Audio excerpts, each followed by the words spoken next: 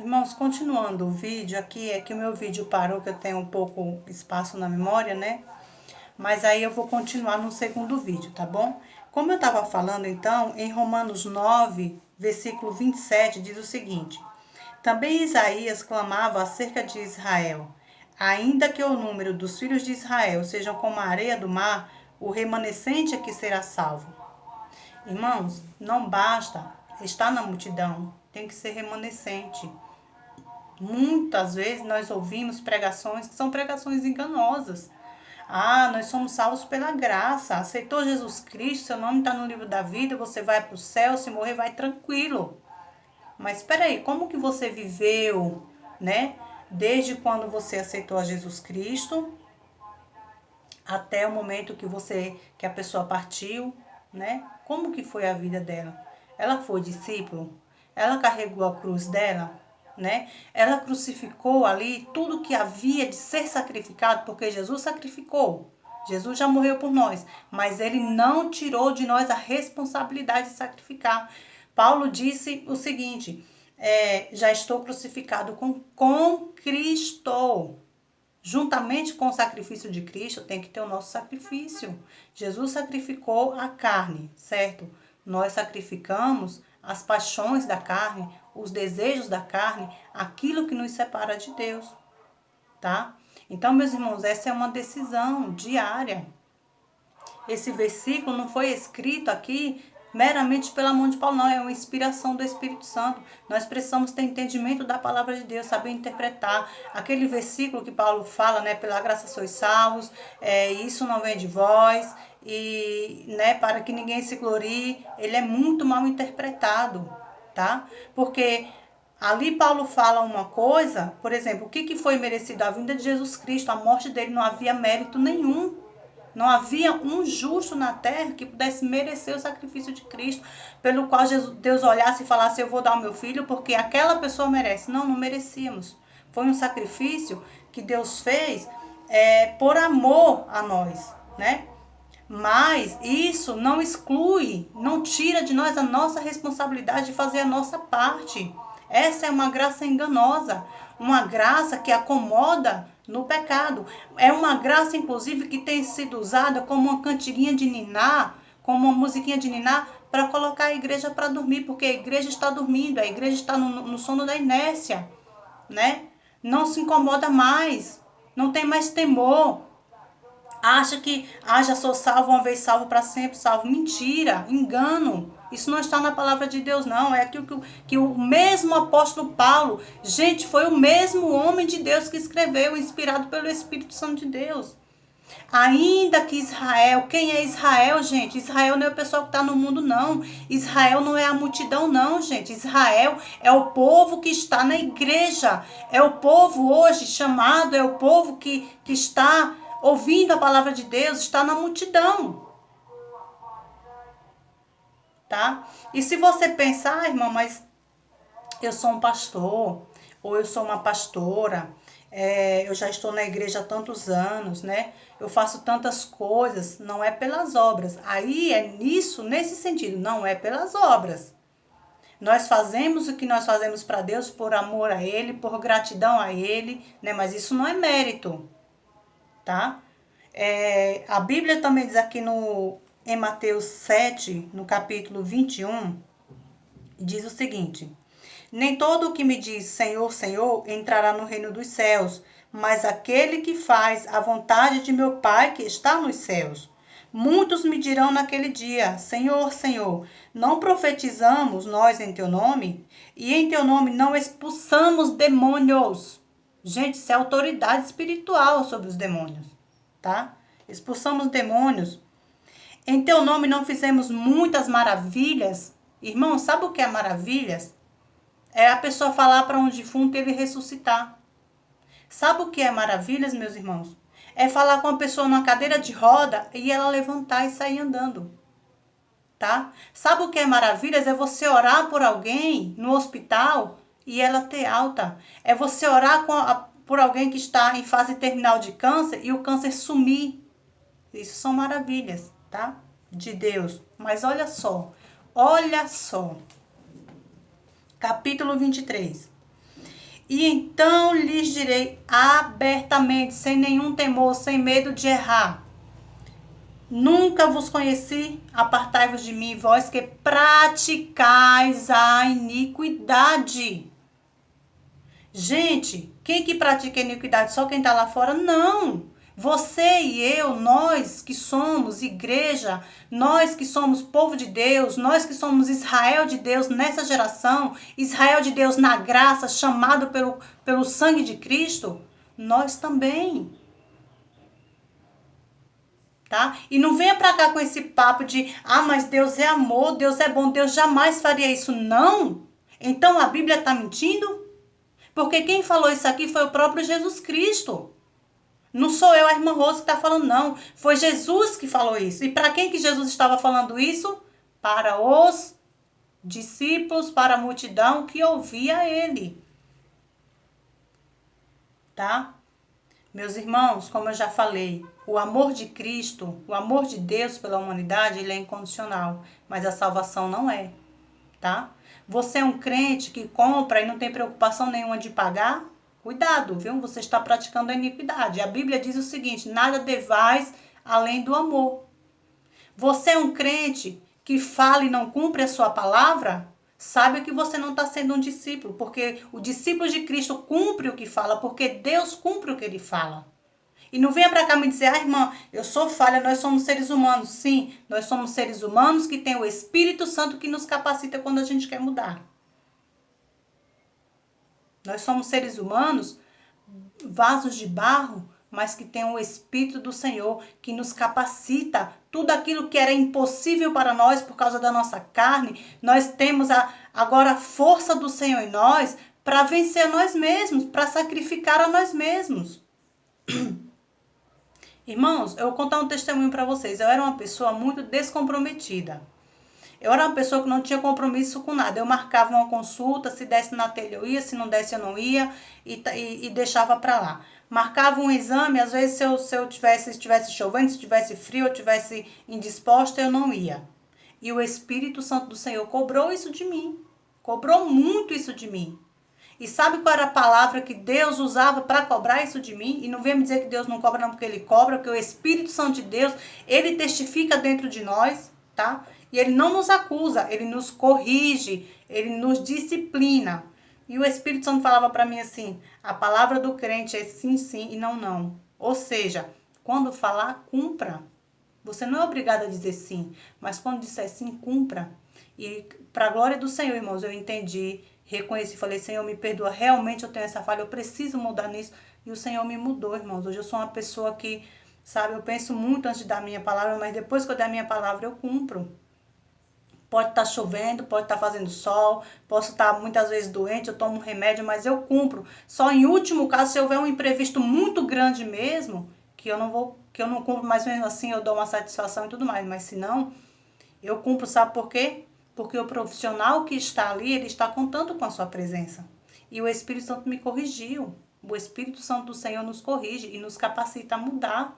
Ele nos capacita, ele nos transforma, tá? Então isso não é desculpa. Irmã, mas a gente é ser humano, a gente é falho. Você é um ser humano que peca, mas você tem o Espírito Santo de Deus que na mesma hora ele te fala, você pecou, se arrepende. E aí você tem que se arrepender e sacrificar aquilo que te fez pecar, né? Então, minha querida, meu querido irmão, vamos nos despertar nesse sentido. Porque o Espírito Santo do Senhor está em nós para nos capacitar. E naquele grande dia, como está escrito aqui na palavra de Deus, se nós praticarmos a iniquidade, como todo esse estudo que o Senhor veio me dando essa semana, irmão, se nós não entrarmos nos eixos com o Senhor, nós estamos sujeitos a ouvir o que ele disse aqui. E não vai ser falta de aviso, porque está espalhado pela Bíblia toda. Não tem espalhado na Bíblia em lugar nenhum que a gente não precisa fazer mais nada. Tá? E muitas vezes as pessoas pegam esses versículos e distorcem a palavra de Deus para acomodá-la ao seu bel prazer, à sua própria carne, para usar a palavra para justificar a sua própria iniquidade, o desejo exacerbado da sua carne. Por quê? Porque não quer sacrificar, porque sacrificar a carne é difícil, viu, irmãos? É uma luta diária. É muito complicado. Quem tá nessa luta aí pra negar a carne dia após dia sabe. Agora a pessoa que já se acomodou, que já diz, ah, não, mas eu sou salvo pela graça, não preciso fazer mais nada. Então, meu querido, minha querida, você vai ter que rasgar muitas páginas da Bíblia, tá? Muitas. Como esse versículo que eu falei para vocês em Romanos 9:27. Israel, ainda que Israel, aqui não está falando de espírita, de macumbeiro, de católico, não, aqui está falando de crente, pessoas que estão dentro da igreja. Israel de Deus, povo de Deus, chamado pelo nome do Senhor. Ainda que Israel seja tantos quanto a areia do mar. Gente, vocês conseguem contar a areia do mar? É muito, é muita gente, é incontável. Mas ainda que Israel seja como a areia do mar, apenas o remanescente, o que sobrou da igreja, o que sobrou, porque tem muita gente dentro das paredes, mas que não é igreja. Instituições que foram igreja um dia, mas que não são mais igreja, que de igreja só tem o nome, porque está mais emporcalhada de pecado do que o próprio mundo. Pastores, bispos, tá? Que deixaram de pregar a verdade da palavra. Quantas vezes a gente ouve sermões de 1 hora, de 2 horas? Você não ouve uma palavra sobre isso. Ó, se você não consertar a sua vida, você pode perder a sua salvação. Quase ninguém prega isso. Sabe por quê? Porque isso vai esvaziar a igreja, porque o povo não quer mais ouvir a verdade, o povo quer ouvir aquilo que lhe convém. Aquilo que vai ser como uma musiquinha no seu ouvido para dormir. Para muitas vezes dizer, ah, mas Deus entende o meu pecado. Ele entende o seu pecado, mas ele não aceita o pecado. É simples. Ou sacrifica, ou leva a sua cruz, ou aceita morrer para você mesmo, ou aceita morrer para o mundo, ou então não entra no céu que Jesus entrou. Até Jesus precisou enfrentar uma cruz. E você quer largar a sua? Você quer entrar no céu sem a sua cruz? Cuidado, meu irmão. Essa salvação que muitos têm pregado por aí, ela é enganosa. E vai pegar muitos de surpresa. Tá? E não venha me dizer, ah, mas eu expulsei um demônio. Ah, mas irmã, mas eu orei e o fogo caiu do céu. E daí? Deus faz porque o poder é dele, porque o dom que está em você é dele. Os dons são do Senhor e ele dá. A Bíblia diz no livro de Marcos, esses sinais seguirão aos que crerem. Os sinais vão seguir aos que crerem, mas isso é muito diferente dos que crerem entrarem no céu. Porque os que crerem têm que agir como creem, naquele que creem. Tem que agir como ele, viver como ele viveu, carregar a sua cruz, aceitar viver para Cristo e por Cristo, mesmo que isso lhe imponha a morte. É isso. Tá? E como eu falei já no vídeo anterior, irmãos, a porta do céu não passou por reforma, não. Deus não vai acrescentar essa porta a ponto de você conseguir entrar. Não. É eu e você, nós, povo de Deus, que nos chamamos pelo nome do Senhor, precisamos nos apequenar, precisamos nos encurtar, precisamos nos murchar até conseguir entrar por essa porta. Porque a palavra de Deus não é de brincadeira. Está cheio na palavra de Deus de critérios para aqueles que querem herdar, mesmo Jesus já tendo morrido, mesmo Jesus tendo derramado o seu sangue. Ele não disse que a gente estava livre da nossa parte, não, meus irmãos. Porque se fosse assim, todos seriam salvos. Deus não deu Jesus Cristo para morrer por toda a humanidade? Não deu? Responde aí nos comentários. Deus amou o mundo de tal maneira que deu seu Filho unigênito para que todo aquele que nele crê não pereça, mas tenha vida eterna. Livro de João. Tá? Mas ele não disse, Deus amou o mundo de tal maneira que deu o seu Filho unigênito para salvar todo mundo. Não. Não. De jeito nenhum. Para aquele que crê Porque o que crê, e não vem me dizer que crê é só acreditar não, tá, gente?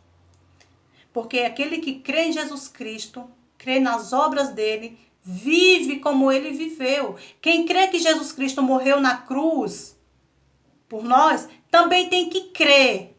Como está escrito lá em Gálatas 5, que aquele que não rejeitar as obras da carne não vai entrar no céu. Você também precisa crer nisso. Isso também está na palavra de Deus.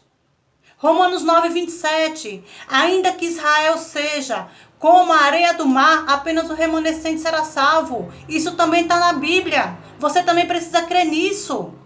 É aquele que crê. Agora é para aquele que crê em tudo. Não é para aquele que crê na metade e descarta a outra metade, não. É para aquele que crê na palavra, porque Jesus disse: nem só de pão viverá o homem, mas de toda a palavra que sai da boca de Deus, tá? E se você é dessas pessoas que falam, irmã, mas isso é um versículo isolado. Não, a palavra de Deus não tem nenhum versículo isolado. Diga para Deus que a palavra dele tem um versículo isolado. Diga para o Senhor que tem uma palavra aqui na Bíblia que foi um descuido dele. Ele deixou aqui porque ele não sabia o que ele estava fazendo. Não, não existe palavra isolada na palavra de Deus. Jesus Cristo disse de toda a palavra de Deus.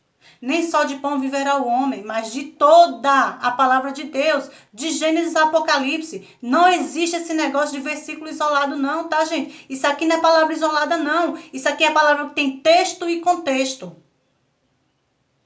E nós, meus irmãos, é que precisamos estar nesse contexto. Você crê que Jesus morreu por você? Você crê que pela fé você é salvo? Então você tem que crer também que se você não sacrificar as obras da carne, você não vai entrar no céu. E nem eu. Se nós não formos remanescentes, nós não vamos entrar no céu. Nem você, nem eu. Sabe quem vai estar lá? O remanescente. Sabe quem é que vai entrar lá? O discípulo que não largou a sua cruz. Sabe quem é que vai estar lá? É aquele que sacrificou a sua carne dia após dia. É esse que vai estar lá. E deixa eu te falar, Deus não tem compromisso comigo e com você não, tá? Deus tem compromisso com a palavra dele. Não pense você que se você não obedecer a palavra dele, o Senhor vai te salvar, ele vai ser negligente com a própria palavra dele, porque ele tem um compromisso com você. Não, isso é engano. Não, não, não, não, não. Você e eu precisamos estar na palavra de Deus. É com esta palavra que ele tem compromisso. É com aqueles que vivem nessa palavra que ele tem compromisso. O compromisso de Cristo está ligado a quem? A mim? A você? Não, a palavra dele. Ele disse a Jeremias: Jeremias, o que vês? Ele disse: vejo uma vara, vejo um oleiro, vejo... Vistes bem, Jeremias, porque eu velo pela minha palavra.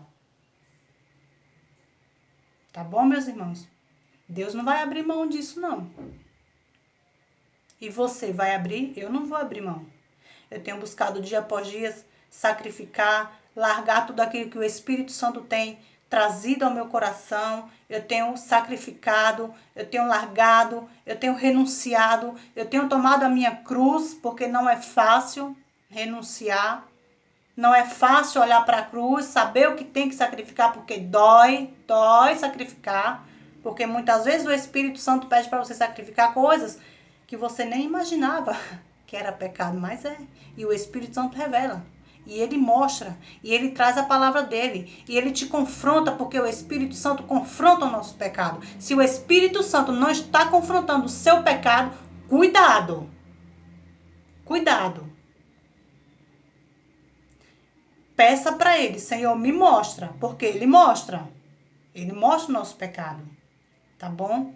Irmãos e irmãs, essa palavra é uma palavra dura. Foi uma palavra dura para mim também. Mas eu quero te convidar nessa tarde a tomar uma posição de discípulo. Tomando a sua cruz. Toma a sua cruz. Renuncia. Faça um concerto com Deus, um compromisso com Ele de sacrificar tudo aquilo que Ele mandar você sacrificar. Não o que você escolher, mas é o que Ele mandar sacrificar. Coloca na cruz. Sacrifica.